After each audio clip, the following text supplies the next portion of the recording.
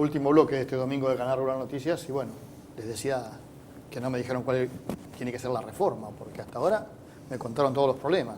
Si querés yo te cuento una idea. Una cortita, por supuesto. Sí, no vamos una a forzar cortita acá, pero respecto ¿qué a los, idea tendríamos que tener? respecto a los impuestos provinciales. Yo de los impuestos que a mí me parece que son indirectos y distorsivos es el impuesto a los ingresos brutos. Ingresos brutos.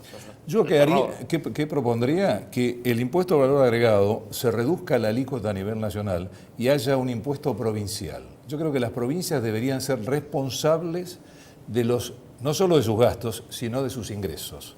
Porque vos tenés un problema hoy que las provincias administran sus gastos. Cambiar la coparticipación entonces. Claro, por supuesto. Repartir la responsabilidad, cada provincia que administre sus impuestos y que se ocupe de recaudar. Hay provincias... tenemos provincias muy diferentes, ¿sabes? Casi te diría que vas a hacer provincias inviables en ese sistema, ¿o no? No necesariamente. Bueno, habrá que ver una coparticipación que ciertas provincias se compensen, que haya, lo existe en Estados Unidos, por ejemplo, lo existe también en Brasil, regímenes compensatorios entre los estados.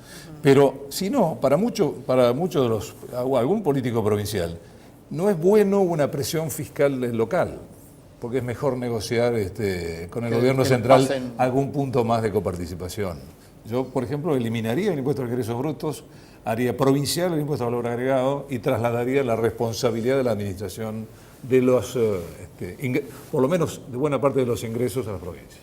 Claudia. Yo en el esquema actual me parece que en el impuesto a las ganancias hay muchos aspectos a tener en cuenta. En el IVA, en el impuesto al valor agregado, definitivamente todas las actividades del país, inclusive la nuestra, que es la más afectada, tienen que manejarse con una alícuota uniforme. Esto de que tenemos nosotros que compramos al 21, vendemos al 10,5, resultó ser un arma de doble filo y por eso, bueno, mi posición es que la reforma tendría que tender a eso, a que el IVA esté alcanzado en todos los sectores a una alícuota uniforme, pero muy inferior al 21%. Acordate que el IVA, cuando comenzó, 14 creo era. que sí, 13%. Y ahora estamos en el 21, el 21%. Pero era por un tiempito nada más. Era por un tiempito. Y el 21% alienta la evasión, definitivamente, ¿sí? Entonces,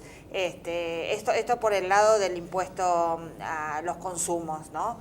Y con respecto a los bienes personales, bueno, ganancia mínima presunta, definitivamente hay que derogarlo. En nuestro sector, ganancia mínima presunta resulta ser muy perjudicial, el 1% de total del activo. Sin considerar el pasivo, cuando encima estuviste con zona de desastre y zona de emergencia, seca, sí. es fatal. Y bienes personales es un poco lo que decíamos. En realidad vos estás pagando bienes personales también por el activo, sin considerar el pasivo. Hay que volver al régimen de patrimonio neto y además después en provincia de Buenos Aires y en Entre Ríos tenemos el impuesto a la transmisión gratuita de bienes. Con lo cual no son parches los que estoy proponiendo, pero sí ir al fondo de la cuestión. Esto sí va a costar. La verdad que unificar la alícuota de IVA va a costar. En su oportunidad tuvimos reuniones en el gabinete fiscal, en el ministerio, muchos profesionales que estuvimos. Creo que todos, y el mismo Consejo Profesional coincide, digamos, con los criterios nuestros. El tema del impuesto a valor agregado, como decía Claudia, creo que es un problema muy grave. Hoy hay empresas medias, agropecuarias, que tienen 2-3 millones de pesos. Metidos. Y además, si quisieran decir, bueno, este crédito fiscal lo renuncio, lo mando a pérdida, no puedo. No me permiten deducirlo como pérdida, porque dicen que es un crédito en expectativa, está a la espera de futuras absorciones, claro. Y bueno, pero es una pérdida. No, está claro, pero no lo podés renunciar. El otro problema, me parece, por supuesto, ganancia mínima presunta, el tema de emergencia agropecuaria, hay que cambiar la ley.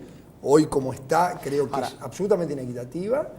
Y el tema de bienes personales, Carlos, yo creo que hay que derogarlo y que el tema de patrimonio neto que hubo en el año 1975 tendría que tener una tasa ínfima exclusivamente para controlar los incrementos de patrimonio, pero no es un impuesto que esté aceptado mundialmente, el impuesto patrimonial.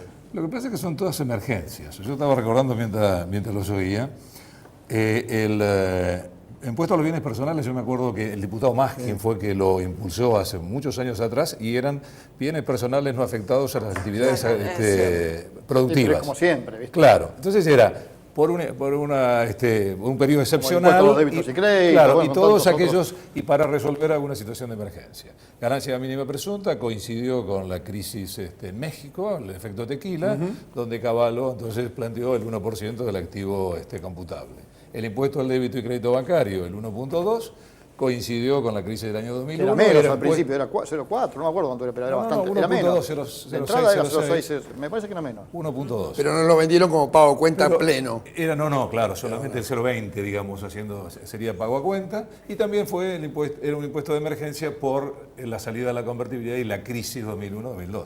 Y hoy están, y el impuesto al cheque, por ejemplo, hoy es el 7% de la recaudación fiscal, que es equivalente al sistema de todas las retenciones que había antes de la reducción de las exportaciones e importaciones a la Argentina. No, nos tenemos que ir.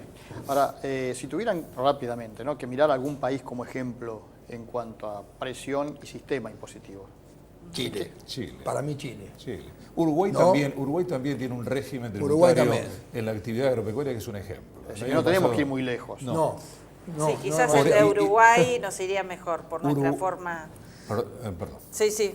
Uruguay, por ejemplo, ha resuelto muy bien lo que marcaba muy claramente Claudia y Santiago, que son los saldos a favor, la utilización de saldos a favor. Por ejemplo, eso lo ha resuelto muy bien porque se permite utilizar para pagar otros impuestos. No queda como un capital inmovilizado.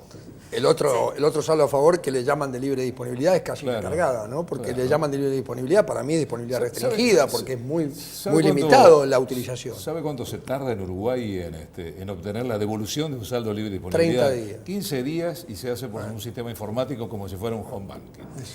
Aquí puedes tardar de 5 meses a un año con suerte. El mejor de los casos. Bueno, pero con el cambio por ahí mejora, ¿no? Al contribuyente hay que devolverle lo que le pertenece. Lo que pasa es que tampoco se puede pedir milagros. Tenés un 7% o 6% de déficit fiscal. Eso te iba a decir, el problema pasa por otro lado, ¿no? Claro. Si no, se baja el gasto. No es Hay tan que bajar el fácil gasto. Ya está bajando. Bajar el gasto y agrandar la economía. Dejarlo y hacemos otro programa otro día. Ya discutimos.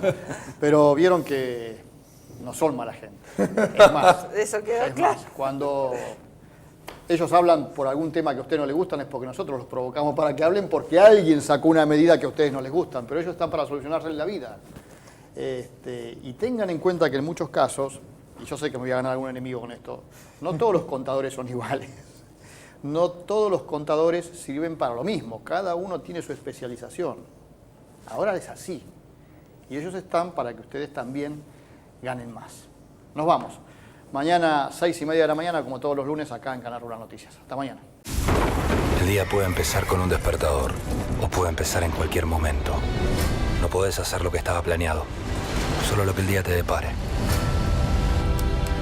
Como rescatar un montón de caballos atrapados por una terrible tormenta que amenaza su seguridad. O como contener un peligroso río que desborda a toda velocidad.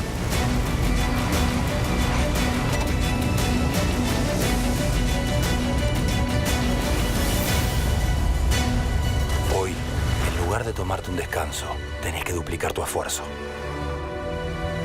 El día terminó, pero solo por ahora.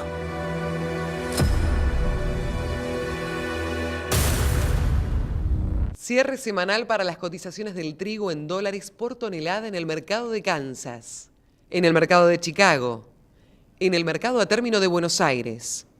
Valores del disponible en el mercado interno en pesos por tonelada. Y precios forward en dólares por tonelada. Cierre semanal para las cotizaciones del maíz en dólares por tonelada en el mercado de Chicago, en el mercado a término de Buenos Aires. Valores del disponible en el mercado interno en pesos por tonelada.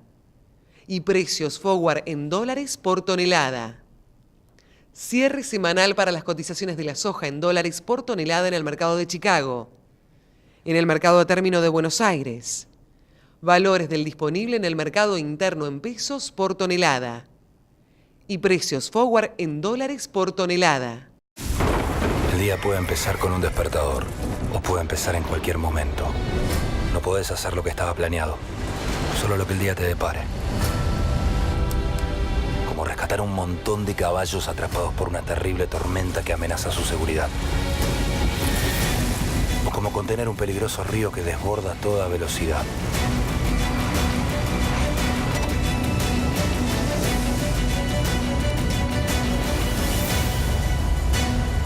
Hoy, en lugar de tomarte un descanso, tenés que duplicar tu esfuerzo. El día terminó, pero solo por ahora.